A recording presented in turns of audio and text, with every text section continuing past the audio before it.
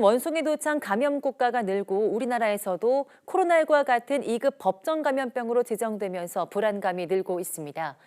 그런데 해외 감염 경로 사례가 전해지면서 성소수자에 대한 노골적인 혐오 낙인이 도를 넘어서고 있습니다. 송재인 기자입니다.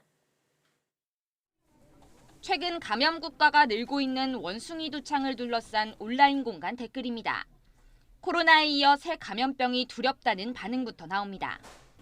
그런데 전파자를 성소수자로 특정해 쏟아내는 노골적인 차별글들이 유독 눈에 띕니다. 격리해야 한다는 주장부터 정신질환에 빗대거나 더럽다는 원색적인 표현도 서슴지 않습니다. 물론 각국 보건당국이 성소수자들 사이 감염 확산에 주의를 기울이고 있는 건 사실입니다. 아프리카 이외의 첫 대륙 감염 사례가 나온 영국에서 감염자 절반 이상이 생물학적 남성인 성소수자로 보고되는 등 비슷한 사례가 잇따르고 있기 때문입니다. 하지만 원숭이 도창은 체액 등 밀접 접촉을 통해 전파되는 만큼 성소수자들의 문제로 일반화할 순 없습니다. 오히려 누구든 감염될 수 있다는 게 현재까지 세계 보건 전문가들 사이의 중론입니다. 성소수자들은 일부 선정적인 보도들이 수면 아래 놓여있던 혐오 정서에 빌미를 줬다고 성토합니다. 질병에 대한 두려움을 특정 집단에 대해서 도덕적으로 지탄하고 공격하게 만들잖아요. 그 기사들이.